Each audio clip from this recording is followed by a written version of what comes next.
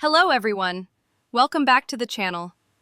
Tonight, we're looking at the fascinating birth chart of Kamala Harris, born October 20th, 1964, at 9:28 p.m. in Oakland, California. Harris is the daughter of immigrant parents who carved her way through American politics and history to become the first woman, the first black woman, and the first South Asian American to serve as Vice President of the United States. Behind these historic firsts, her astrology shows us a story of resilience, ambition, and transformation. In this video, we'll explore both her tropical chart, which shows the personality and public image that the world sees, and her Vedic chart, which reveals the deeper karmic cycles and timing of her rise. Together, they create a layered portrait of a leader navigating pressure, opportunity, and destiny. We'll connect her biggest career milestones with the sky above, see what the next few years, especially late 2025 and 2026, have in store. And finally, we'll ask the big question, does Kamala Harris have a real shot at the presidency in 2028? Her tropical chart gives us a Libra sun, Aries moon, and Gemini rising. That mix alone explains so much. Libra brings diplomacy, balance, and a deep sense of fairness, the part of her that argues for justice in a measured way. The Aries moon adds fire, instinct, and emotional courage. It's the fighter who won't sit still when something feels wrong. Gemini rising ties it together with communication, quick, adaptable, and sharp, allowing her to move easily from courtroom questioning to political speeches, from humor to seriousness, and from policy talk to personal storytelling. Her Vedic chart shifts slightly but adds depth. She is Gemini rising here as well, confirming the communicator's role at the front of her life. Her moon sits in Ashwini Nakshatra, the sign of pioneers, fast movers, and firsts. This perfectly reflects her path of breaking barriers again and again. Her sun in Libra keeps the diplomat alive, while Venus in Leo adds charisma and stage presence. Mars in Cancer shows her emotional intensity when fighting, and Saturn in Aquarius gives the discipline to keep climbing, even through slow or difficult years. Since 2014, she has been in Rahu Mahadasha, a cycle that often thrusts people into visibility and brings sudden fated shifts, exactly the period that carried her into national prominence. So when you put both systems together, you see the same pattern. A woman whose destiny is tied to voice, fairness, and breaking barriers, but who must constantly balance diplomacy with fire and charisma with discipline. Her rise matches the rhythms of her chart almost perfectly. When she became district attorney in San Francisco in 2003, the sky was pushing her to stand out and carry responsibility. Opportunity came with weight, and immediately she was tested by decisions that mixed principle with politics. By 2010, when she rose to California Attorney General, Saturn pressed directly on her sun, the classic signature of authority and responsibility. Supporters and critics both saw her choices as polarizing, which is exactly the tension Libra faces when trying to balance law, fairness, and power. Her 2016 Senate run opened the national microphone. This was the start of her Rahu period in Vedic astrology, and Rahu is known for sudden leaps into fame. This is why her Senate hearings became viral moments. Her chart was designed for the stage, and Rahu ensured the spotlight. Then, in 2020, history aligned with destiny. As vice president, she embodied the Ashwini Nakshatra drive to be the first.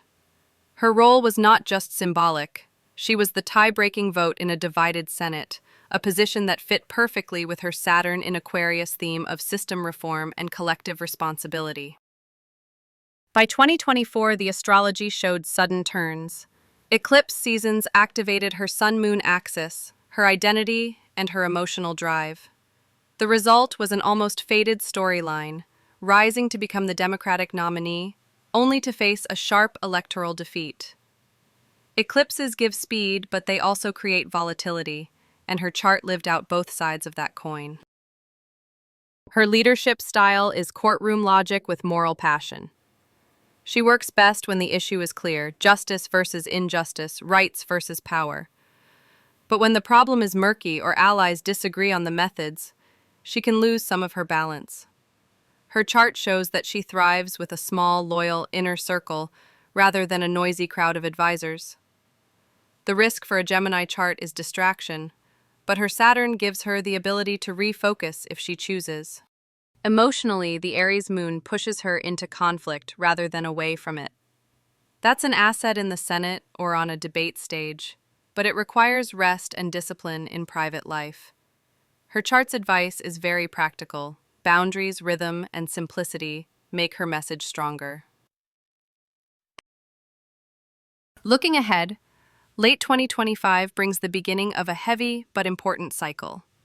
Saturn moves across her Aries moon and opposes her Libra sun, creating pressure on both her emotional stamina and her identity as a leader.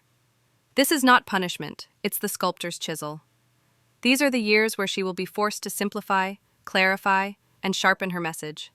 If she resists, it feels like exhaustion and criticism. If she embraces it, it feels like focus and discipline. At the same time, Jupiter supports her through Cancer and Leo in 2025-2026, bringing allies, platforms, and renewed confidence.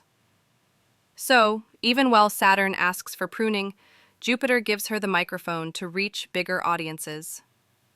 This balance of weight and opportunity can either burn her out or refine her for the next act. By the second half of 2026, the lift becomes obvious. Jupiter energizes her stage presence again, and suddenly the voice is louder, the rooms are bigger, and the narrative feels like a comeback. If she spends early 2026 editing and focusing, then the later months can relaunch her with power. Astrology doesn't give guarantees, but it does show windows. By 2028, the heaviest Saturn pressure will be behind her. The Rahu cycle still keeps her in the spotlight, and Jupiter will again be supporting her visibility. This creates a real opportunity for a comeback, but only if she has used 2025-2026 as a rehearsal. If she simplifies her message, shows tangible results, and sharpens her public identity, she enters 2028 as a strong contender. If she resists Saturn's lessons, spreads herself too thin, or allows distraction to dilute her focus, then the window closes and the role she plays may be as a kingmaker rather than a president.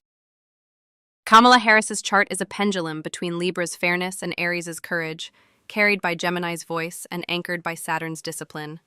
Tropical astrology shows us the public lawyer, the fighter, the communicator. Vedic astrology adds the karmic layer of Ashwini's pioneering spirit and Rahu's unpredictable spotlight. Together they explain why her life has been full of firsts, why her timing has felt dramatic and sudden, and why the next few years will test whether she can refine her fire into lasting legacy. So the real question isn't just will she run in 2028? The sky already opens the door.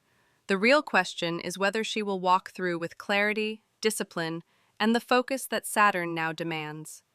If she does, 2028 could be the chapter that defines her story. Thanks for watching. If you enjoyed this deep dive, make sure to like, subscribe, and share your thoughts in the comments.